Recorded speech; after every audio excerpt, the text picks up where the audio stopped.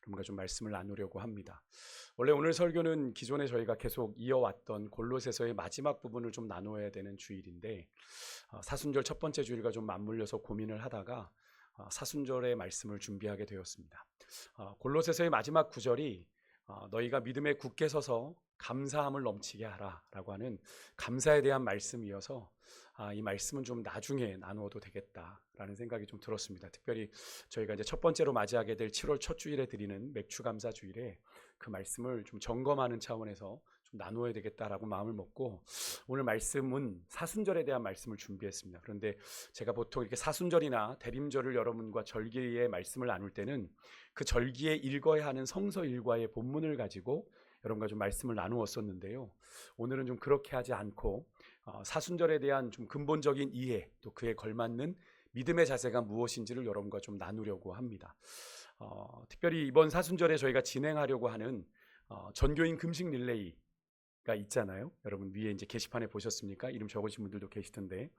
그런데 그걸 놓고 왜 하는지 모르겠다라고 얘기하시는 분들이 계셔서 그것에 대해서 먼저 제가 설명을 좀 드려야 되지 않을까. 왜 사순절인데 그걸 하는 겁니까?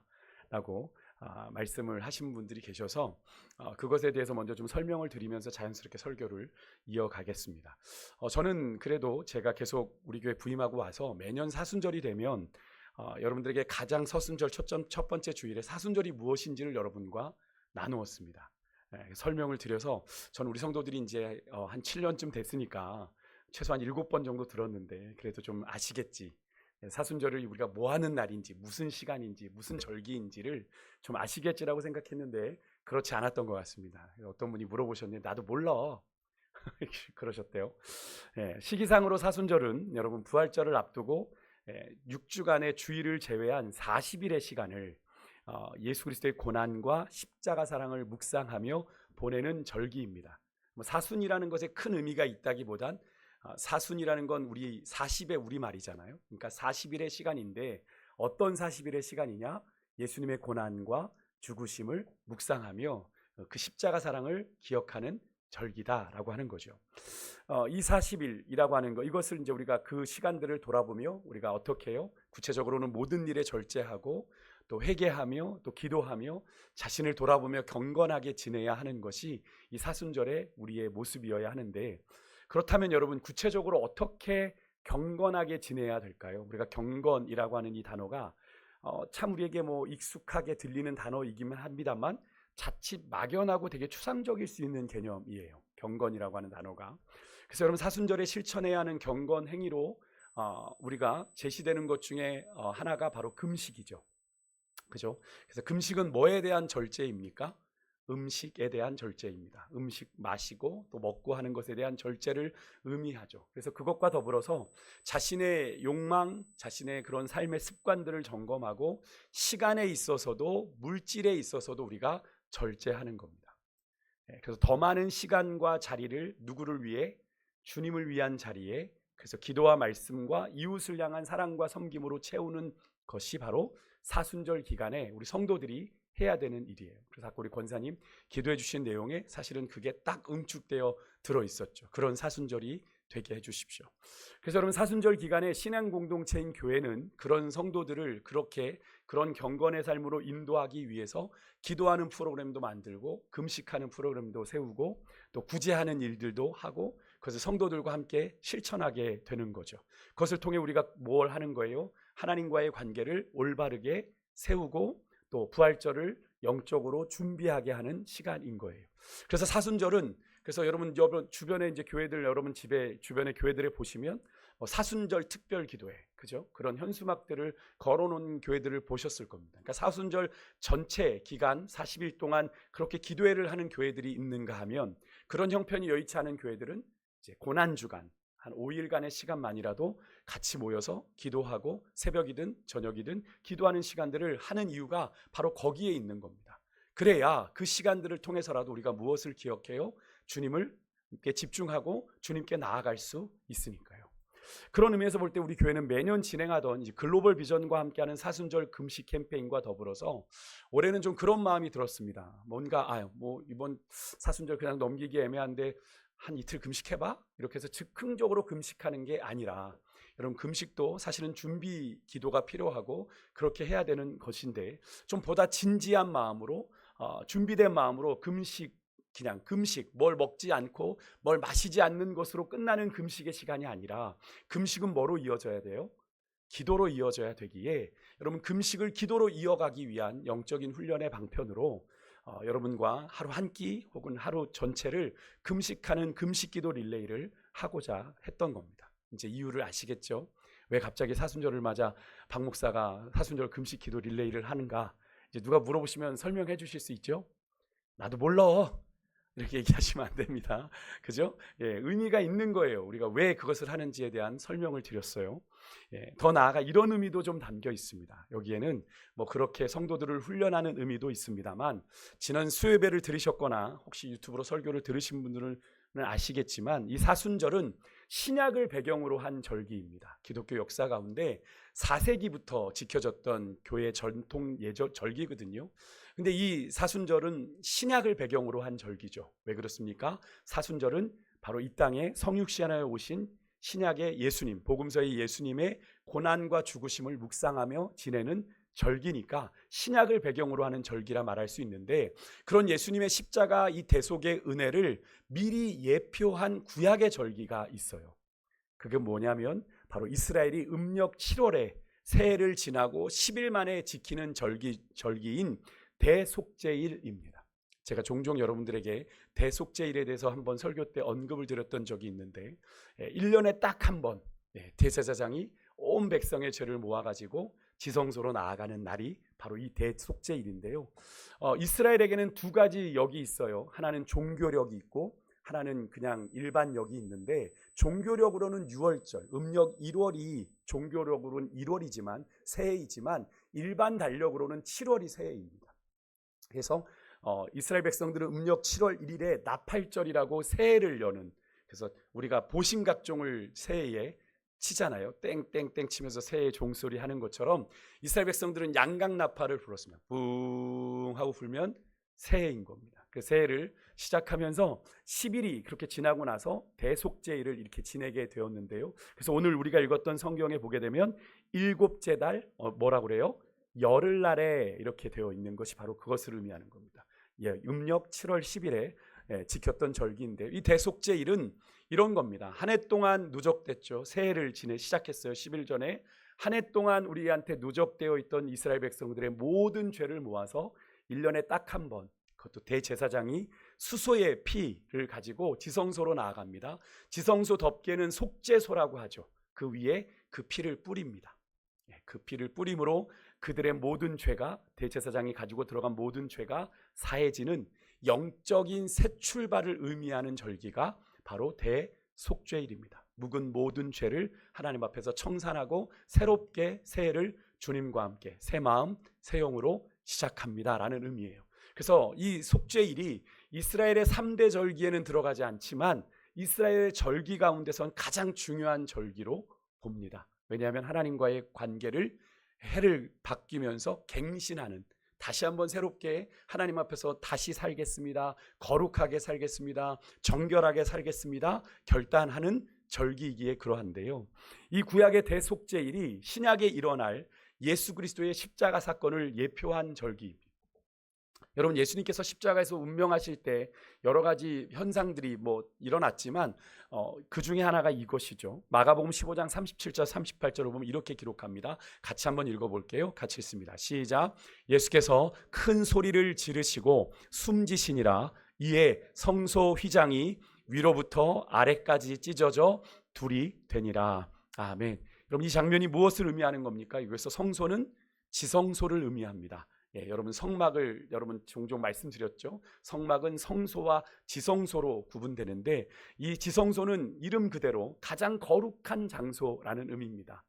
그래서 거기에는 거룩하신 하나님이 임재하신다. 그래서 성소의 덮개를 시은좌라고도 부르기도 합니다. 베풀시 은혜 은자, 은혜가 하나님이 임재하셔서 하나님의 은혜가 베풀어지는 자리, 하나님이 거기에 오시니까 하나님의 은혜가 임한다라고 해서 그 언약궤 뚜껑을 시은좌라고도 부르는데요. 그렇게 시은좌를 덮개 삼은 여호와의 법궤가 놓여졌던 곳이 바로 지성소이죠. 그렇게 거룩하게 구별된 한 장소를 구별하기 위한 휘장이 위로부터 아래로 찢어졌다. 그것은 무엇을 의미합니까? 더 이상 그 거룩하게 지극히 거룩한 장소로 나아가는 가로막이 다 사라졌다라는 걸 의미하죠. 더 이상 막을 것이 없다라는 걸 의미합니다. 그러니까 이제는 예수 그리스도께서 십자가에서 우리의 죄를 대신하여 죽으셨다라는 사실을 믿는 자는 누구나 예수님께서 십자가에서 죽으시기까지 여전히 대제사장만 1년에 한 번 들어갈 수 있는 그 거룩한 장소인 지성소를 담대히 나아갈 수 있게 되었다라는 것을 의미하는 겁니다. 그래서 히브리서 기자는 이것을 이렇게 정리해서 이야기합니다. 히브리서 10장 19절 20절 말씀 우리 같이 한번 읽어볼게요. 같이 읽겠습니다. 시작. 그러므로 형제들아 우리가 예수의 피를 힘입어 성소에 들어갈 담력을 얻었나니 그 길은 우리를 위하여 휘장 가운데로 열어놓으신 새로운 살 길이요 휘장은 곧 그의 육체니라. 아멘. 우리가 무엇을 힘입어 성소에 들어갈 담력을 얻었다고 이야기해요? 예수의 피를 힘입어. 믿으십니까? 예수의 피를 힘입어. 이 피가 어떤 피인데요? 죄인된 날 대신에 흘리신 예수님의 보혈이죠. 예수님의 보혈입니다. 귀중한 피죠. 그 피를 힘입어 우리는 주님이 거룩한 임재 앞으로 나아갈 담력을 얻게 되었는데, 기존의 그 성소를 가리던 휘장은 무엇을 상징한다고요? 그의 육체. 그죠? 그의 육체가 뭡니까? 예수님의 찢기고 상한 몸을 의미하는 거죠. 우리를 대신해서 내가 찢기고 상해야 될 그 몸을 주님이 우리를 대신하여 찢기고 상하신 몸이죠. 그 사실을 이사야 선지자는 이렇게 증언해요. 우리 이사야 53장 6절과 7절의 말씀 한번 같이 읽겠습니다. 시작.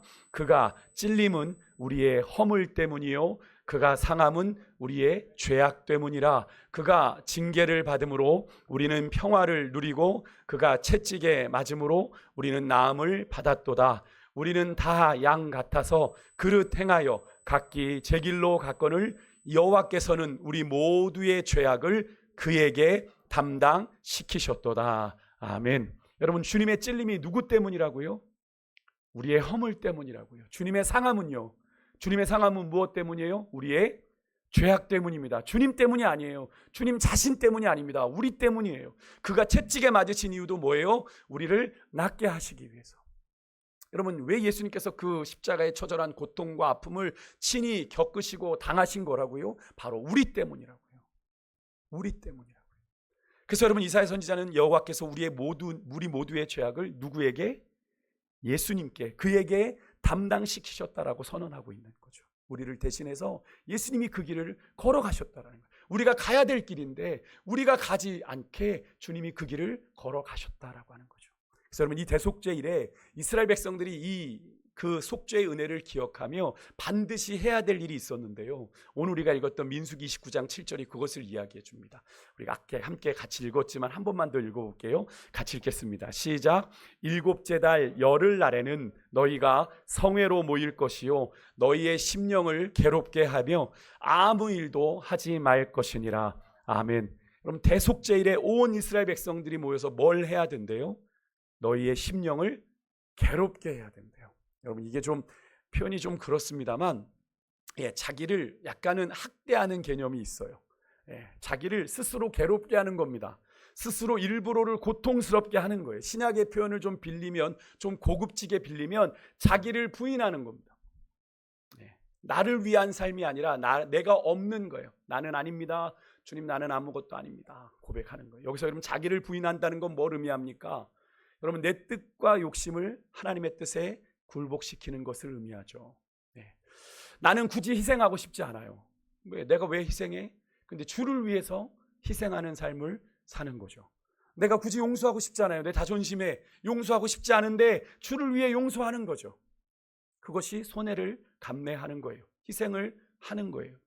이것이 자기 부인의 한 형태이죠.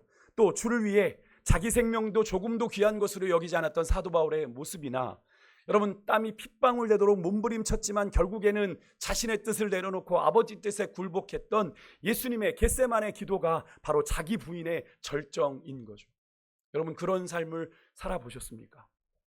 하나님, 내가 주님을 위해 살겠습니다. 우리는 얼마나 쉽게 주님 뜻대로 살겠습니다라는 이야기 하는데, 여러분, 얼마나 여러분의 삶에 여러분의 뜻을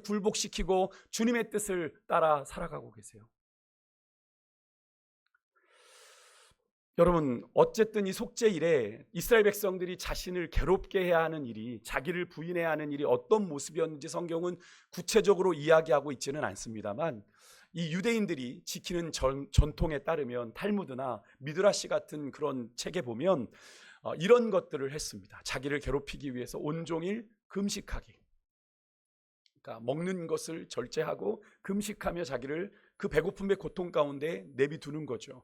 옷을 갈아입지 않기, 또 불편한 땅바닥에서 지내기, 그리고 회개 같은 행위들을 통해서 자신을 어떻게든 최대한 힘들게 하고 자기의 죄인됨에 대해서 진심으로 애통하며 가슴 아파하는 그런 회개하는 시간들을 보냈다고 기록하고 있습니다.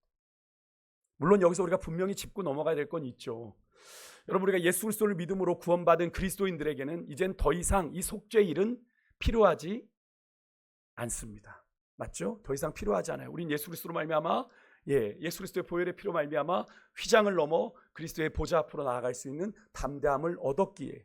그렇지만 그래서 우리가 죄의 유혹에 넘어지면 어떻게 해요? 언제든지 십자가 앞으로 나와서 우리의 죄를 고백하고 용서받을 수 있게 된 거죠. 아멘이십니까? 예수 그리스도에서 십자가에서 단번에 드린 영원한 제사로 모든 속죄를 완성하셨기 때문에 그래요. 그러니까 더 이상 우리에게는 이 속죄일이 필요하지 않은 것이 맞습니다. 그렇다고 해서 여러분, 근데 이 속죄일의 정신마저 너무나 가볍게 여기는 것은 아닌지 좀 우리의 삶을 돌아보기를 원해요. 사실 현실이 그렇지 않습니다. 그러니까 요즘에 여러분, 죄에 대한 경각심, 죄에 대한 두려움 다 사라져버린 지가 오래죠. 그래서 소위 좀 믿는다는 분들도 이렇게 회개를 아주 가볍게 이야기합니다. 죄를 범하고도 뭐라고 해요? 회개하면 되지 그냥 회개하면 돼. 눈 한번 딱 감고 회개하면 되지. 그렇게 안일하게 죄에 대해서 반응하며 예수님께서 십자가에서 물과 피를 다 쏟으며 그 이루어주신 그 귀한 구원의 대속의 은혜를 너무나도 값싼 은혜로 만드는 경우가 너무나 많다라고 하는 거죠. 그런 죄에 대한 우리들의 안일함과 지나친 가벼움이 이 귀한 십자가의 은혜, 십자가의 도를 세상에 참 보잘것없는 것으로 만들어 버렸어요. 그러니까 조롱거리가 되는 거죠, 세상에. 회개하면 된다며. 그러면서 그리스도인들 죄 다 짓고 살던데 세상에서 그렇게 비아냥거리는 소리를 듣는 거죠. 근데 여러분, 오늘날 우리 이런 교회와 성도들의 현실에 여러분, 우리는, 오늘 예배하고 있는 우리는 예외라고 말할 수 있을까요?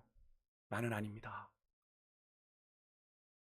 그래서 여러분, 교회는요, 매년 이 사순절의 절기를 통해 다시 주님의 고난과 죽으심 앞에 서는 거예요.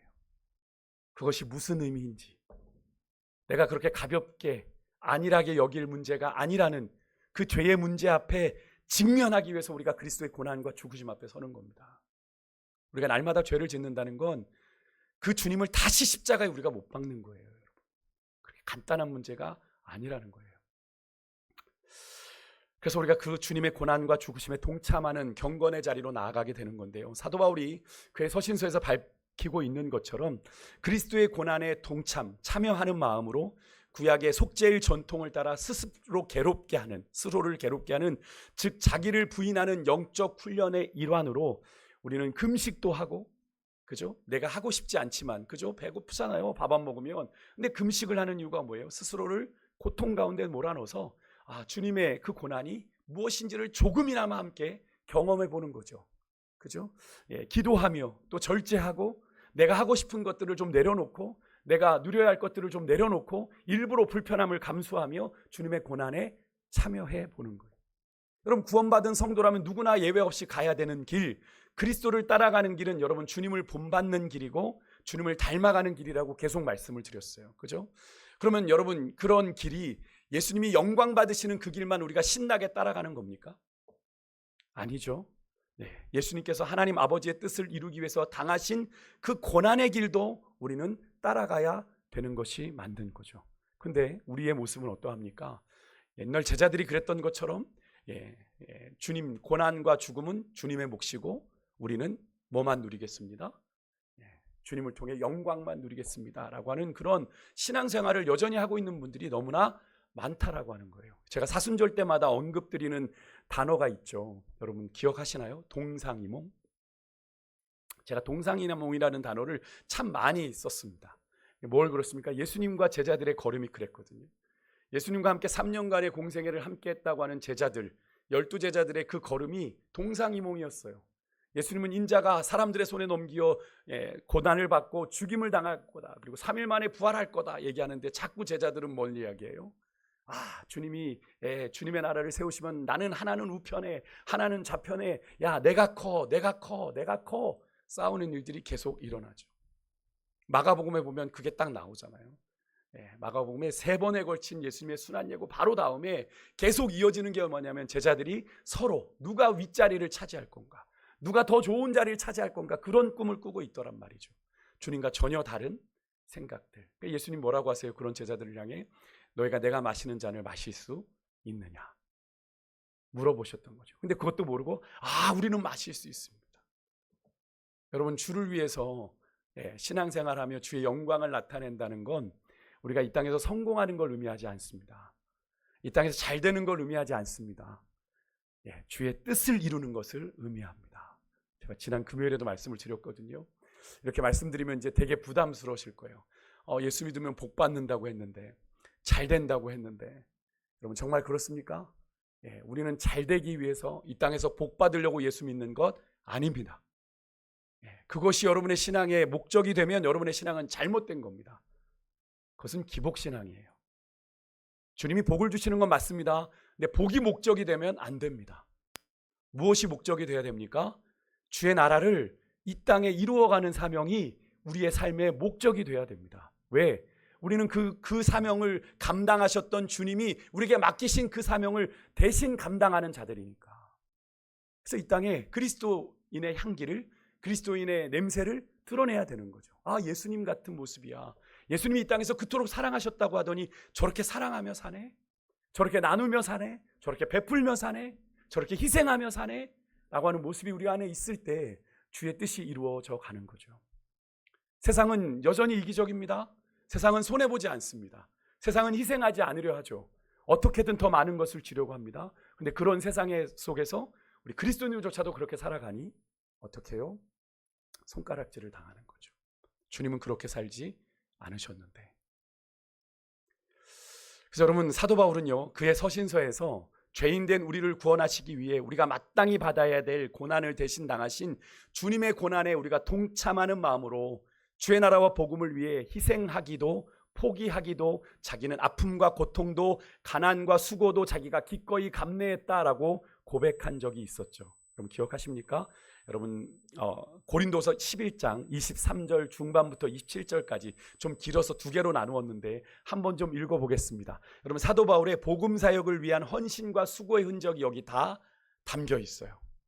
같이 한번 좀 읽어보겠습니다. 시작. 내가 수고를 넘치도록 하고 옥에 갇히기도 더 많이 하고 매도 수없이 맞고 여러 번 죽을 뻔하였으니 유대인들에게 40에 하나 감한매를 5번 맞았으며 3번 태장으로 맞고 1번 돌로 맞고 3번 파선하는데 1주야를 깊은 바다에서 지냈으며 여러 번 여행해 강의 위험과 강도의 위험과 동족의 위험과 이방인의 위험과 시내의 위험과 광야의 위험과 바다의 위험과 거짓 형제 중에 위험을 당하고 또 수고하며 애쓰고 여러 번 자지 못하고 줄이며 목마르고 굶고 춥고 헐벗었노라. 아멘. 이것이 고린도 교회 성도들에게 보낸 편지인데요. 당시에 사도 바울은 그 사도직에 대해서 비방하고 모함하는 자들이 고린도 교회 안에 있었습니다. 그래서 사도 바울이 자기의 그리스도 일꾼된 것을 의심하는 자들을 향해 이 편지를 보낸 거예요. 내가 어떻게 주를 위해 헌신했는지 너희들 아느냐? 내가 거짓 사도라면 그 당시에 자신의 이익과 유익을 위해서 활동하던 거짓 사도였다면 내가 이런 위험과 이런 고통들을 감내할 이유가 있었겠느냐라고 이야기한 거예요. 여러분, 이 고백 속에 사도 바울의 예수 그리스도의 십자가 복음을 위한 헌신과 수고가 하나로 담겨 있죠.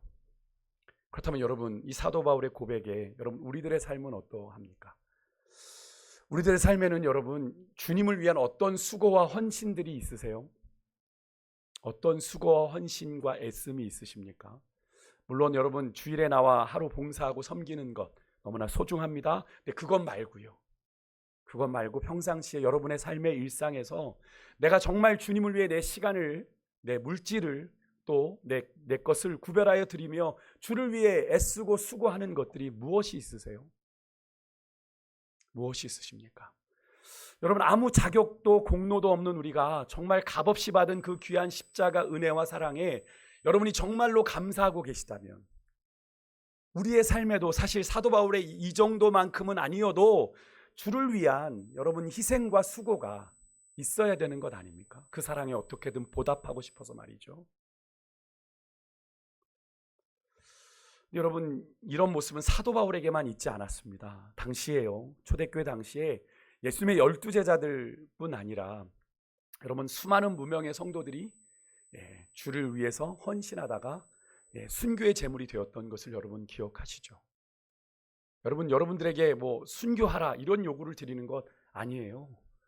내가 주를 위해, 물론 뭐 순교의 제물이 될 수도 있겠지만 우리는 지금 그런 상황은 아니지 않습니까? 하지만 내가 주를 위해서 내가 내 것을 내려놓고 내 것을 좀 포기하고 손해를 보면서도 내가 그리스도의 사랑을 흘려보내는 일들을 내가 하고 있는지. 주님 우리에게 맡기신 것이 그런 것 아니잖아요. 그런 것이잖아요. 복음을 전한다는 건 입으로만 예수 믿으세요가 아니라 예수님처럼 사랑하고 예수님처럼 베풀고 예수님처럼 섬기는 일들을 하라고 우리에게 맡기신 것 아니에요?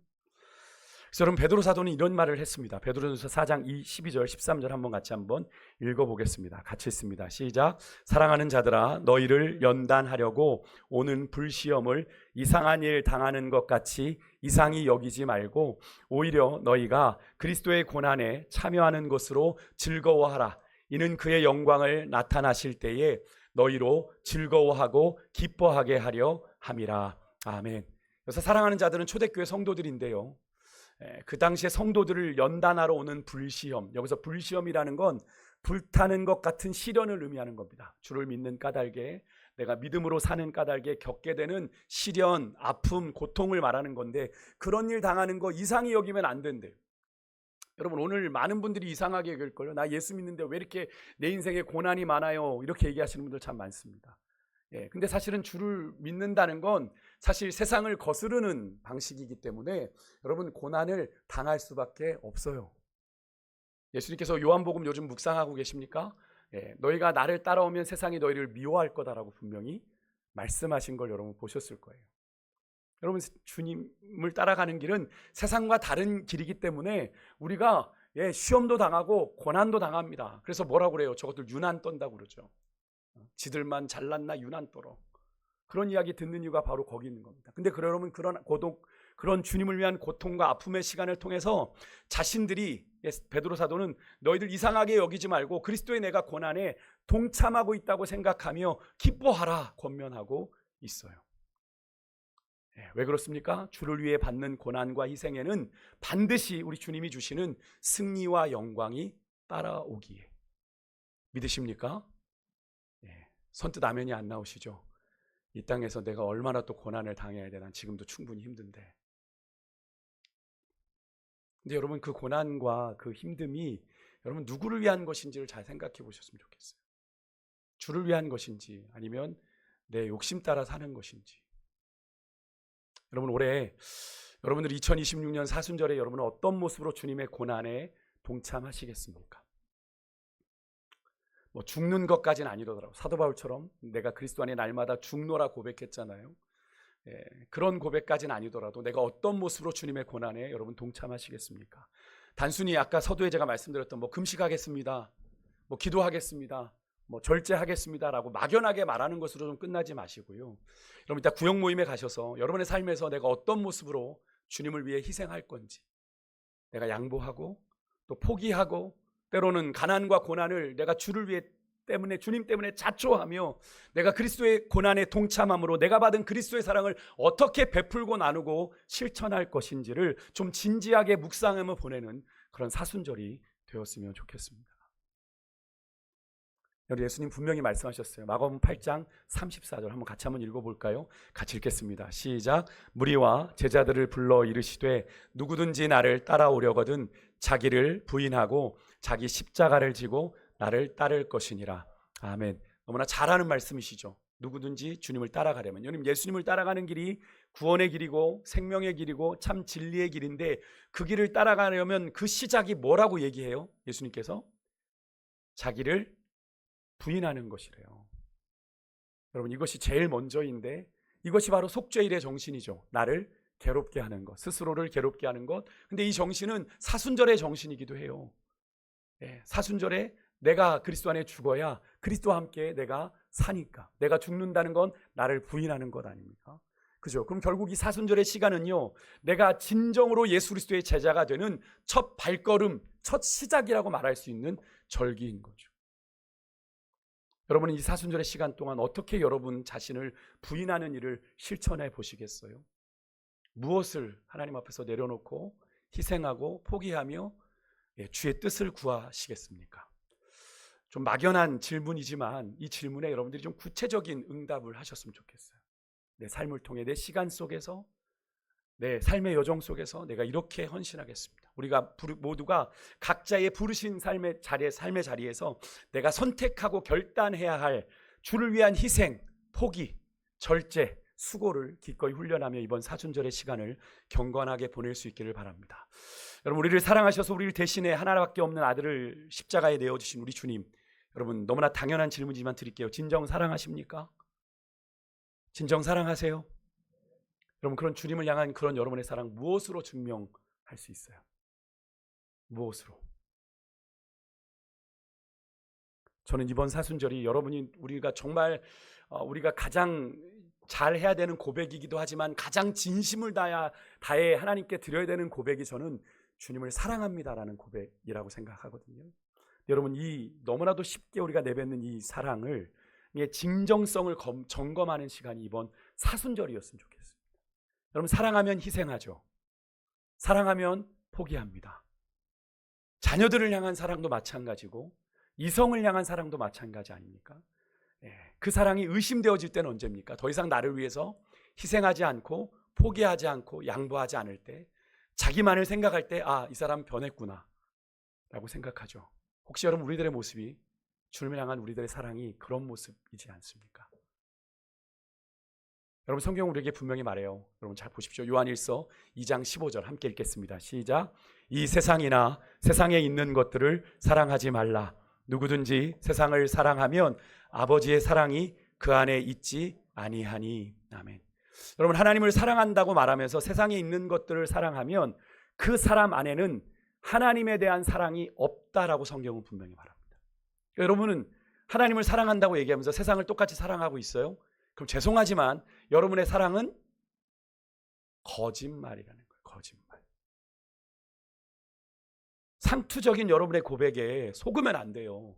내가 그 고백을 하니까 내가 하나님 사랑한다라고 오해하고 착각하시면 안 됩니다. 주님 분명히 얘기하잖아요. 그 사랑이 정말 진정성 있는 사랑인지를. 너희가 세상을 사랑하면, 누구든지 세상을 사랑하면 아버지의 사랑이 그 안에 있지 아니하다. 너희가 하나님 아버지를 사랑한다라고 하는 거 아니야 라고 얘기하고 계시잖아요, 성경. 근데 여러분, 우리는 그렇게 얘기하는 거죠.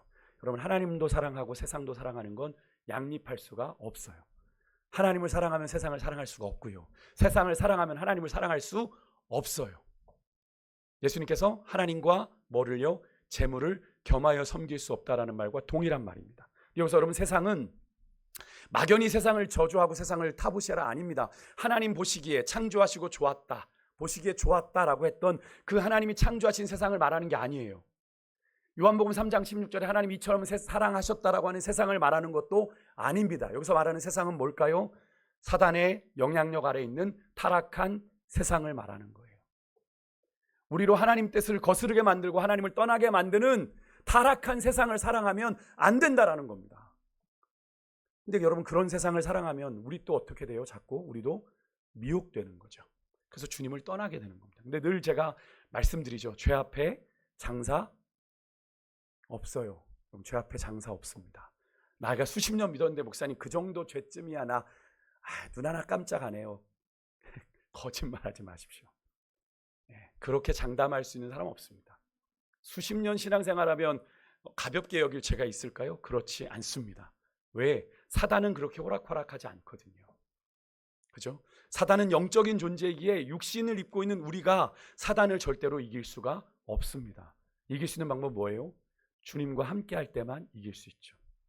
그래서 여러분, 우리는 늘 믿음에 바른 선택을 내려야 됩니다. 사실 제가 오늘 좀 나누고 싶었던 오늘 성서 일과의 본문이 뭐냐면 창세기 3장에 하와가 유혹받았던 장면, 마태복음 4장에 예수님이 시험 받으셨던 장면 이에요. 그 장면들의 이 성서 일과 네 군데의 본문의 주제가 뭐냐면 선택입니다. 선택. 여러분, 믿음은, 신앙은 선택이죠. 내가 주님을 사랑할 것인가, 세상을 사랑할 것인가. 여러분, 이것을 애매하게 하시면 안 돼요. 애매하게 하면 여러분, 주님께서 어떻게 하신다고 그랬죠? 미지근하면 내가 토하여 버린다고 라오디게아 교회를 향해 말씀하셨던 걸 여러분 절대로 잊으시면 안 돼요. 여러분, 지금 세상이 좀 급박하게 돌아가요. 그죠? 정신 바짝 차려야 될 때 아닌가 싶습니다. 여기저기서 전쟁의 위기가 일어나고 있지 않습니까? 이걸 우리가 그냥 넘어가서는 안 될 일이죠. 뭐 제가 이걸 가지고 곧 지구에 종말이 옵니다, 이렇게 말씀드리는 게 아닙니다. 여러분, 어떤 정세가 일어날지 국내외적으로 알 수 없는 이 상황 속에서 우리가 믿음 안에 바른 선택을 하고 믿음의 길을 걸어간다라고 하는 건 너무나 중요한 시점이지 않겠습니까? 언제든 우리의 믿음이 도전받을 때가 온단 말이죠. 근데 어영부영 신앙생활에서 우리가 주님을 온전히 따라갈 수 있다고 장담할 수 있겠습니까? 여러분, 이번 사순절 여러분에게 도전하고 싶은데요, 나를 구원하시기 위해 하나밖에 없는 아들을 주시기까지 나를 사랑하신 그 주님을 향한 우리의 사랑의 진정성을 좀 검증하는 시간 되었으면 좋겠습니다. 내가 주님 사랑합니다 고백했을 때 그 사랑합니다 그 하나의 고백으로 주님이 가슴 벅차 감격하시는 그런 고백을 드릴 수 있는 이번 시간이 되길 소망해요. 근데 그 시작은 뭡니까? 우리가 주님보다 더 사랑하는 것을 주를 위해 온전히 내려놓고 포기하는 겁니다. 여러분, 우리가 가장 많이 사랑하는 게 뭐인 것 같으세요? 내 자녀일 것 같으십니까? 내 돈일 것 같으십니까? 뭘 제일 많이 사랑할까요? 내 자신을 가장 많이 사랑합니다. 결국 우리가 주님을 온전히 사랑하는 길의 시작은 뭐예요? 나를 부인하는 것입니다. 나를 주님 앞에 내려놓는 겁니다. 여러분, 그것이 우리 주님을 진심으로 사랑하는 일의 첫걸음이라는 것을 여러분 꼭 기억하시고, 이번 사순절의 기간을 오롯이 여러분 주님을 위한 시간으로 가득 채워가는 그런 40일의 여정이 되실 수 있길 주 여러분을 축복하고요, 주님이면 충분한 시간, 그렇게 고백되는 여러분의 인생이 될 수 있기를 주 여러분을 축복합니다. 이 시간 그럼 우리의 마음에 믿음의 다짐을 담아서 우리 아까 마지막에 불렀던 나의 만족과 유익을 위해 같이 찬양하고 우리 같이 좀 기도했으면 좋겠습니다.